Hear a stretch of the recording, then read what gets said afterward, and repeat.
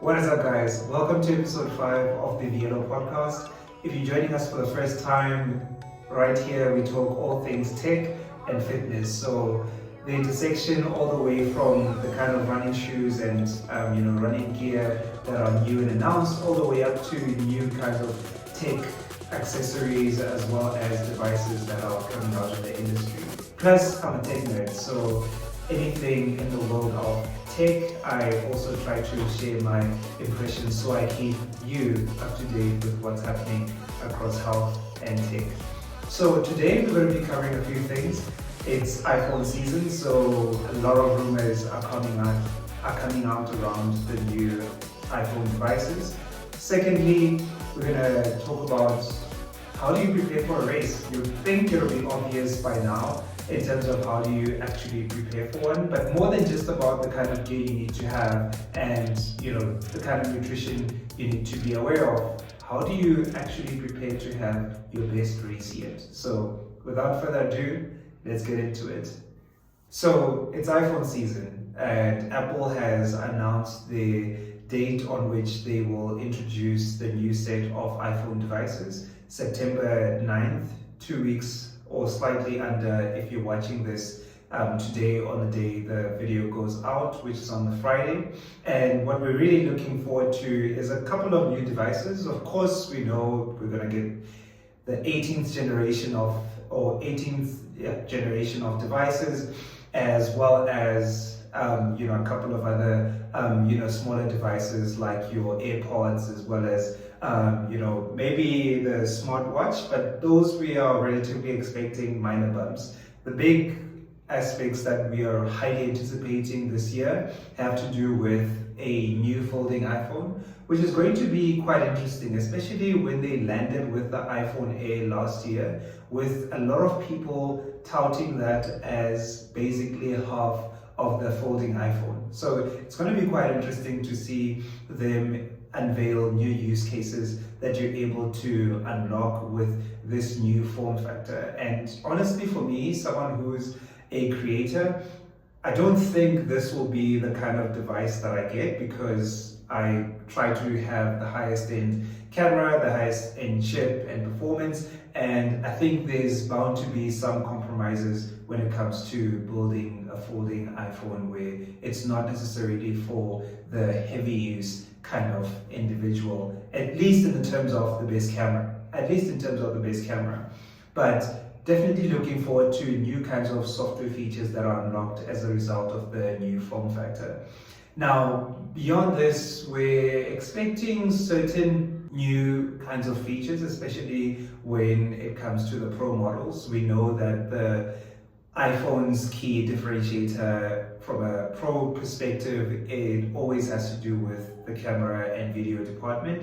So we're really anticipating some new features. Whether Apple will do what Google did to bring their photographic styles at the start of the imaging pipeline remains to be seen, but we're anticipating some new camera features and some new, maybe refreshed sensors that Apple is going to introduce to unlock even more capability, whether that is in the department of better photos at night or new AI features that are unlocked in the context of video and photo editing.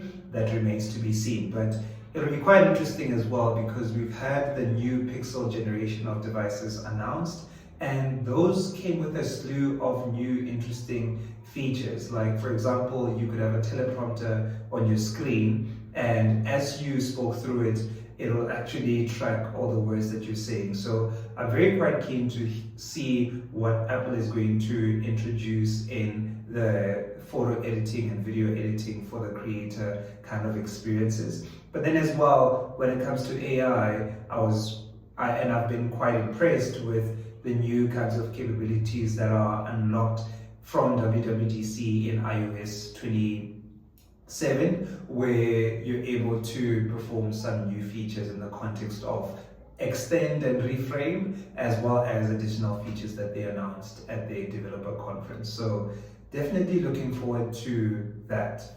Now, jumping on to the other end of today's conversation, how do you prepare for a race? I think it's well documented to say, depending on the distance that you are going to be running at, you might want to take into account different aspects, like anything that is from 10 kilometers upwards. You might want to ensure that you have the right fueling strategy in place. So what that means is having some carbs in the morning, in the morning of the race, an hour or slightly more than just that, to allow those carbs to be absorbed into your body so that it actually gives you the energy that you need for the road. But then as well, energy gels, especially for those of us who are chasing their personal records and their personal bests. So being able to adequately fuel with carbs as you're running in order to ensure that you are at your peak throughout the race. That's been well understood. The other aspect that's also understood is the kind of apparel that you wear. Of course, famously known, never try anything new on race day, especially when it has to do with shoes and potentially other kinds of apparel as well, because you never really know how your body's going to really respond. But aspects like some of the accessories, when it comes to socks or shorts, those are maybe aspects that you might want to try out at least for one run before the race, because you never know whether it might cause a certain irritation on your skin, or you might actually notice that the shorts that you have cause a certain level of movement and discomfort that doesn't give you 100% of comfort to really run at your best. But more than that, when it comes to the actual race, there's one small detail that a lot of runners I haven't seen take into account, and that's in terms of looking at the race details in the context of the route map. Typically, this is a GPX file, basically highlighting the total route and distance of the race that you're going to be taking part in.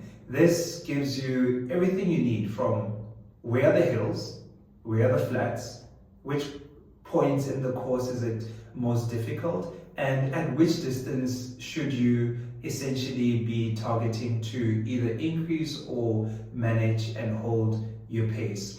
So for example, if you take a look at this specific GPX file, which gives you all of this information, you can clearly see that there's different points in the race where the elevation profile increases versus other sections where the elevation decreases. So this immediately tells you the increase is driven by the hills being dominant in that part of the course, versus the declines, which is where the elevation profile decreases, which is where you should expect downhills, and essentially that should be incorporated into how you intend to approach the run.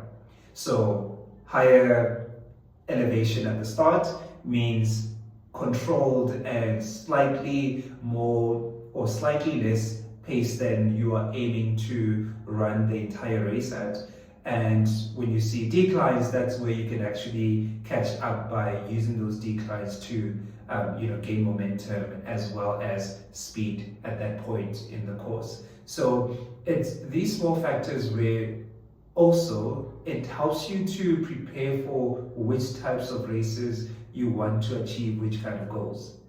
What I mean by that is a course where it's predominantly hilly towards the end makes it very unlikely for you to use that course as a course you want to run your personal best at, but very much useful if you want to build endurance and being able to finish strong, because that ability to find another gear at difficult points in the race, especially towards the end when the mileage has built up into your legs, definitely helps you when it comes to that endurance and building resistance in your body for a different kind of course. A kind of course that is evenly spread out throughout and maybe more downhill at the end is maybe what you want to consider and look at. What you really want is not necessarily the flattest course, because that has its own challenges, but what you want is a good blend, especially in the first half, of slight hills as well as gentle downhills to be able to maintain a level of rhythm throughout your running in order to finish strong. Now, these are harder to find, the last part, these are harder to find in terms of routes, especially here in South Africa. Most parts are quite relatively hilly, and it's hard to find, a 0 meter elevation race course for a 10 or 21 or even a marathon like we do see in other parts of the world. So when it comes to finding a relatively flat course, that might come hard, few and in between, but the principle still remains, because relatively flat courses demand the same level of intensity from the same muscles in your body. So the nice thing about a blended route between hills and flats is that it gets to work different parts of your body, which means you're less likely, or your muscles across different parts of your body are less likely to get tired, because there's a blend between when do they contract and when do they actually get used less, depending on the section of the race. So that's been it. I hope that tip is going to be very useful for you in being able to prepare for your next race, and hopefully getting your personal best. But it's been the Vielo podcast, episode 5. Catch you guys in the next one.